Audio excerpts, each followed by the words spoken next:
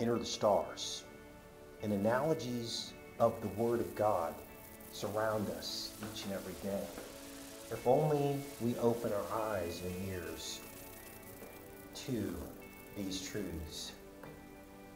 Now, the disciples asked Jesus, "Where do we go to prepare for the Passover?" And Jesus instructed them, "Go into the upper rooms, and find the man bearing the water jug." What did he mean by that? Well, this place that you're looking at here is the place where I had to go into the upper rooms to get internet access, to get the Wi-Fi from the neighbors. And as you can see, this really old attic was the place in the upper rooms where I found the signal. And as you can see, it's been raining quite a bit here over the last 3 or 4 days. And some water damage there. Water blows in. Now I know why people up here have storm shutters. We had a storm blow through here, and it literally was blowing water in through the window, because the rain here blows sideways and into things rather than straight down, like I'm accustomed to when I was living in California.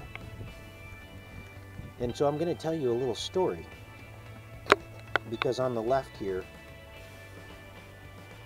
is a man named Alan and his family, who were trying very hard to help me get a vehicle.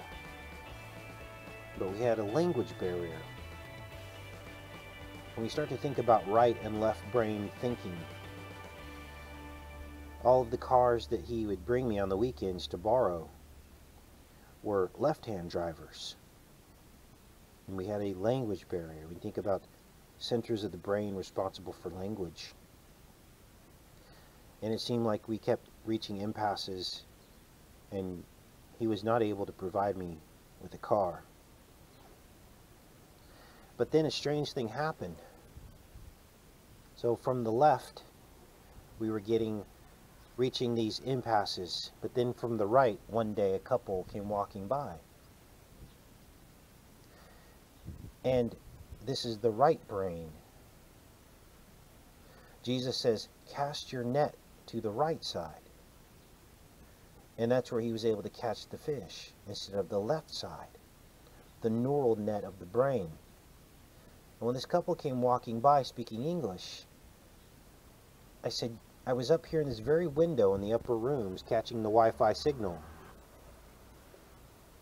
The man bearing the water jug, Aquarius, to prepare for the Passover with the 12 disciples." This couple then came over and we began to talk, me from this upper room to them down there.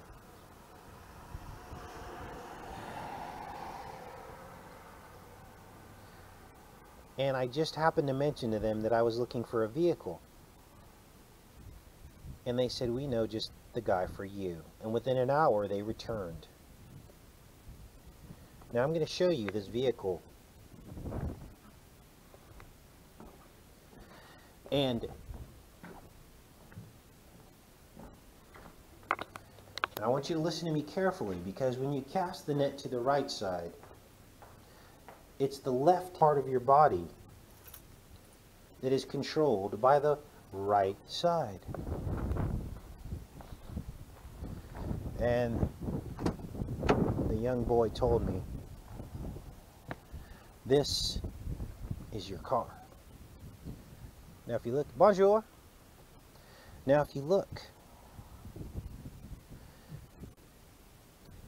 the stick shift on the left. And when you drive, you hug the right side of the road. And I wasn't sure I was going to be able to pull this off. But your left hand is shifting instead of your right. Everything is backwards. And then I began to wonder if this is what casting your net to the right side really means. Developing your left-hand dominance, and I'm wondering if language has something to do with it as well. So in France, every 2 years, 24 months, you have to get your car recertified.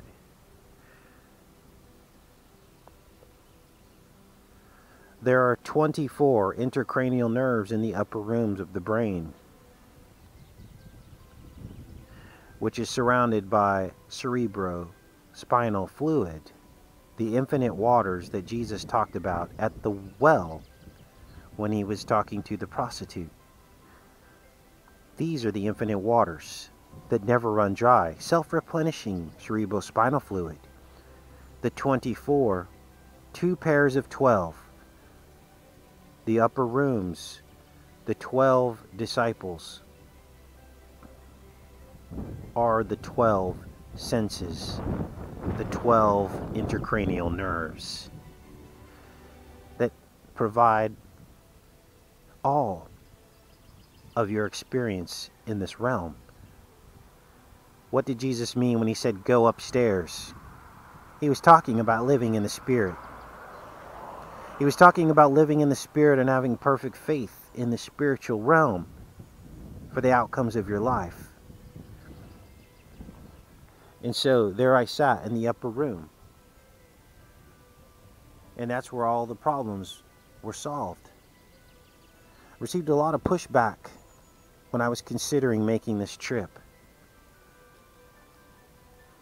But I went with the Spirit. And I always let the Spirit lead me in this life. Take care and be safe, you guys.